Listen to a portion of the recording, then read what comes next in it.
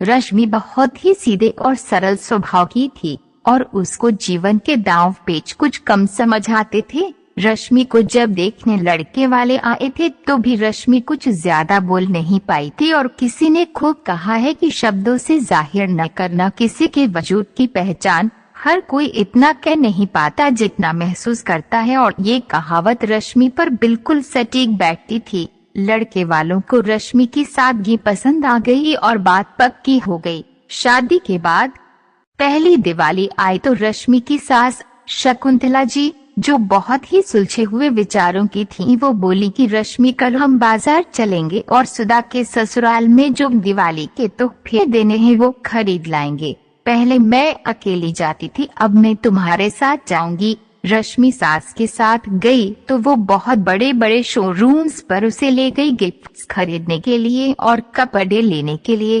क्योंकि रश्मि middle class से थी तो वो कभी ऐसी जगहों पर नहीं गई थी, तो उसको बहुत अच्छा लग रहा था। सब उसकी सास की इज्जत कर रहे थे क्योंकि वो उनके यहाँ अक्सर आया जाया करती थी। जहाँ ये सब रश्मि को अच्छा लग रहा था वहीं उसका दिल बैठा जा रहा था कि उसके मायके वाले इन सब की बराबरी कैसे करेंगे, क्योंकि दिवाली के बाद भैया दूज थे और जब उसकी ननद के लिए इतना सब हो रहा था तो उनको भी शायद उम्मीद हो जाए। रश्मि ने बातों बातों में अपने घर पर ये बात रखी तो उसकी माँ, जो कि एक विधवा थी, उन्होंने अपनी चूड़ियां गिरवी रखकर रश्मि के लिए गोल्ड बनवा दिया और दिवाली पर उसके भाई भाभी को सामान लेकर भेजा। सबने खाना खाया और रश्मि किचन में बर्तन रखने गई तो शकुंतला जी ने कुंदन, रश्मि का भाई, से एक बात कही। बेटा अगर बुरा न मानो तो एक बात कहूँ?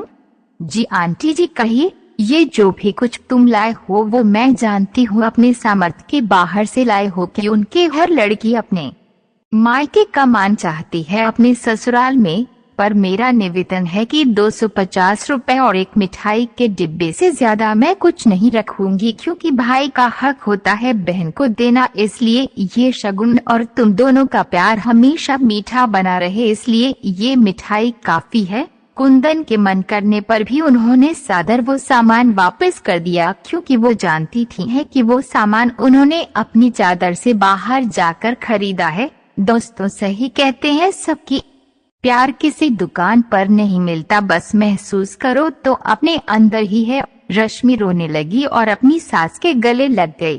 Hot touching Hindi story of women में अपने पढ़ा रश्मि के बारे